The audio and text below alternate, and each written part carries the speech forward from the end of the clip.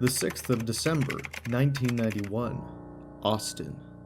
It was a chilly December night, and an officer on one of his usual raids was whistling and driving back to his home, enjoying the Christmas decorations all through the city, all chilled out as everyone was safe and sound in their homes. However, there was something unsettling about that night, and the officer could sense that something was not quite right.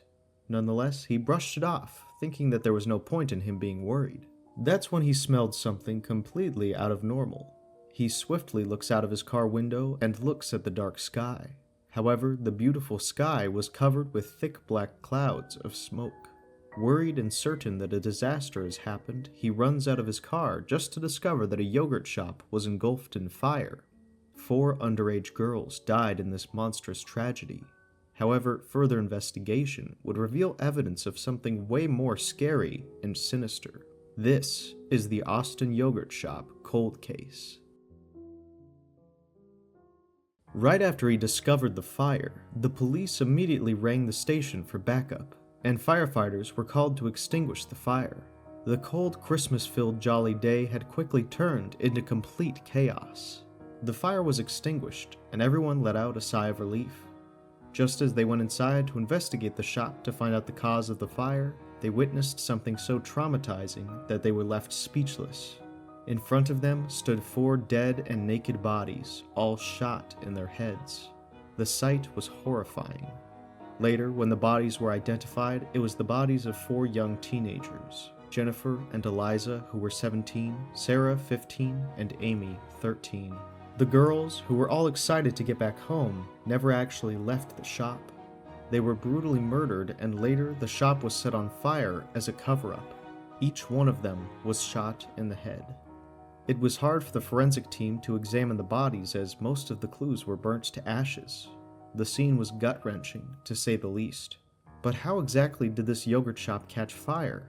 For that, we need to dial back 6 hours before the fire happened. 6 hours. It was a normal night shift for Jennifer and Eliza in the I Can't Believe It's yogurt shop. The 2 of them were happily serving their customers while planning what they would do after they got back home for the sleepover.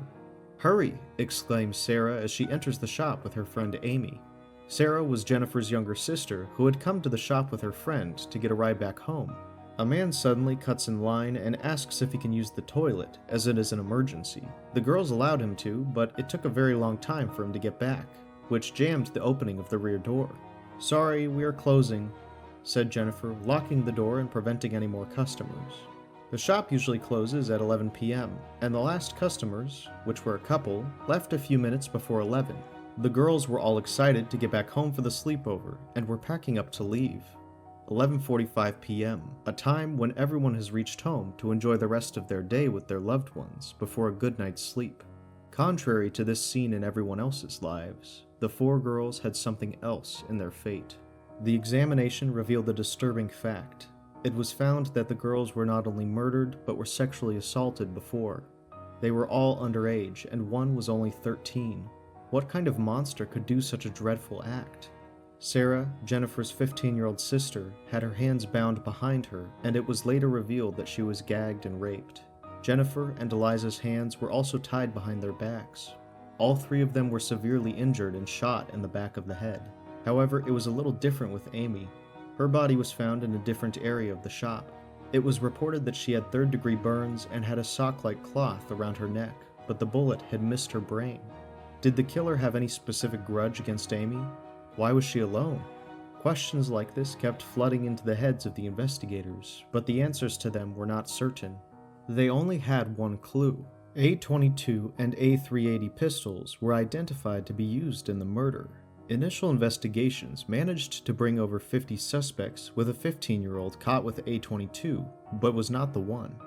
However, the authorities had a feeling, with the way everything was planned out, that the way the victims were manipulated, and how the evidence was destroyed with fire, all of it pointed to someone older with experience in crime rather than just some young teenagers, as one of the original detectives on the case noted.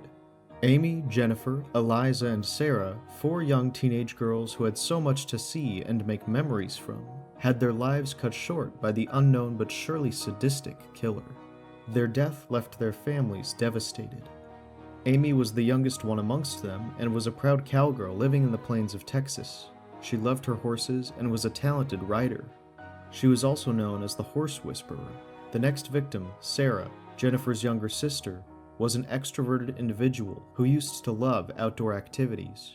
She was in the cheerleading squad of her high school and loved basketball. She loved to spend time with her sister Jennifer, who was a petite teenager, confident and athletic. Jennifer started working at the yogurt shop as a part-time worker alongside her friend Eliza. Jennifer had started doing the job so she could make money to buy a navy blue S10 truck that her father was going to buy, whereas Eliza, who always wanted to become an aspiring model, wanted to fund her first modeling portfolio. Eliza had always been passionate about beauty and fashion, with an artistic and creative spirit within. All four of them were young, enthusiastic teenagers who had passionate dreams and aspirations about their future, which turned into a nightmare. The same day of the incident, Sarah told her mother that she will be out that night with her friend Amy, and asked if they can have a sleepover at their house. She agreed to it. Jennifer got back home from school and was about to leave for work when Sarah told her about the plans for the night. Jennifer then drops Sarah and Amy off at the mall and leaves for the yogurt shop where the nightmare starts. The sleepover would be so much fun. "Let's go, we're gonna be late," Sarah said. They were all so excited. They didn't know that what they were hoping to be the best sleepover was about to become a terrifying nightmare for them. The nightmare starts with the night shift and still remains unsolved. DNA samples were taken from the bodies. The DNA of an unknown male was identified and was compared with over 100 men, but it was unsuccessful. A Y chromosome match was found in a research database of the FBI, but the identity was not revealed due to the law of anonymity for donors, and also thousands of men could bear the same DNA fragment. Several years later, a detective held back 4 suspects: Robert Springsteen, Michael Scott, Maurice Pierce, and Forrest Wellborn, who confessed to the crime. But there was no record of what was said to the men in the 1991 interrogations, making it impossible to determine whether the detectives had supplied information to the suspects in the initial interrogations. The people who saw the girls for the last time were the couple who left the shop last. They suspected 2 men who were at the shop at that time and were constantly checking the girls out. Many such suspects were ruled out one by one. More than 50 people, including Kennedy McDuff, who was a known serial killer, had confessed to the yogurt shop murders. However, the real murderer never came to light. Years passed, and the murderers were nowhere to be found. On the 5th of February 2022, it was announced that advanced DNA technology was bringing investigators closer than ever to solving the crime. And soon there was even better news. On the 3rd of August 2022, President Joe Biden signed the Homicide Victims' Families' Rights Act into law, which intended to ensure that federal law enforcement would review cold case files and apply the latest technologies to investigate all the cases which to this date have been left unsolved. People have started to describe Texas as a place where you can commit a crime and get away with it, like it's that simple. It's incredible how, despite the advancements in technology and forensics, some cases remain unresolved, leaving us with more questions than answers. The world still mourns the tragic and horrific loss of the 4 beautiful young women who were victims of such unimaginable violence. Words cannot express the sorrow and outrage that their parents feel.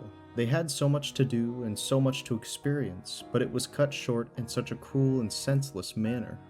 It is once again a reminder to society about the potential dangers lurking in the dark.